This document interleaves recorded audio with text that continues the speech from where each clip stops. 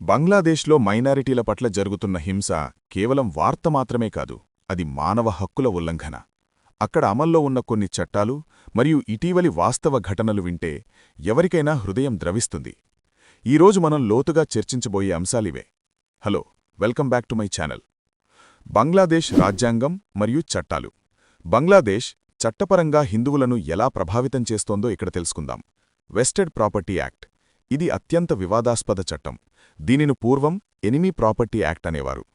ఈ చట్టం ప్రకారం దేశం విడిచి వెళ్లిన వారి ఆస్తులను ప్రభుత్వం స్వాధీనం చేసుకోవచ్చు. దురదృష్టవశాత్తు దీనిని అడ్డుపెట్టుకుని లక్షలాది ఎకరాల హిందువుల భూములను అక్రమంగా లాక్కున్నాలనే ఆరోపణలున్నాయి. ఒక అంచనా ప్రకారం సుమారు 1.6 మిలియన్ ఎకరాల భూమిని హిందూ కుటుంబాలు కోల్పోయాయి. రాజ్యాంగం.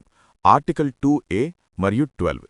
బంగ్లాదేశ్ రాజ్యాంగం ఇస్లాంను అధికారిక మతంగా గుర్తిస్తుంది, కానీ సెక్యులరిజం కూడా రాజ్యాంగంలో ఒక భాగమే అని చెబుతోంది.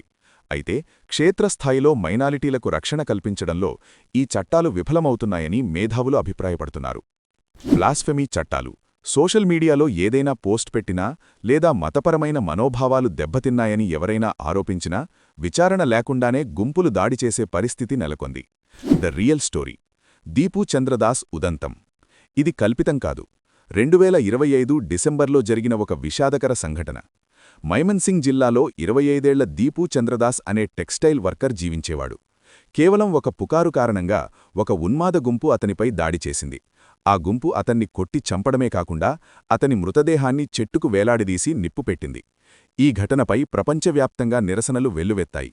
దీపూ చంద్రదాస్ కుటుంబం ఇప్పుడు దిక్కులేనిదిగా మారింది. ఆఖరికి బంగ్లాదేశ్ తాత్కాలిక ప్రభుత్వం కూడా ఇది క్షమించరాని నేరమని అంగీకరించాల్సి వచ్చింది. కఠిన వాస్తవాలు. గత కొన్ని నెలల్లో ఆగస్టు 2024 నుండి జూలై 2025 మధ్య సుమారు 2400 పైగా మైనారిటీలపై దాడులు జరిగినట్లు నివేదికలు చెబుతున్నాయి. ఆలయాల విధ్వంసం.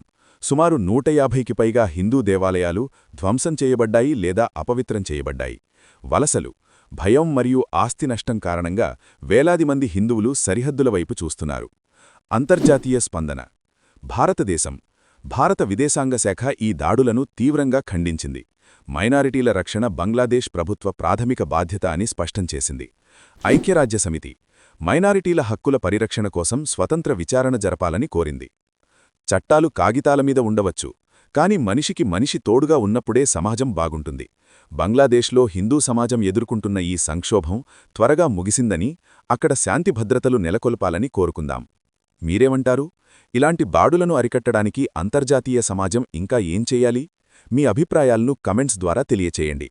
Please subscribe. జై హింద్.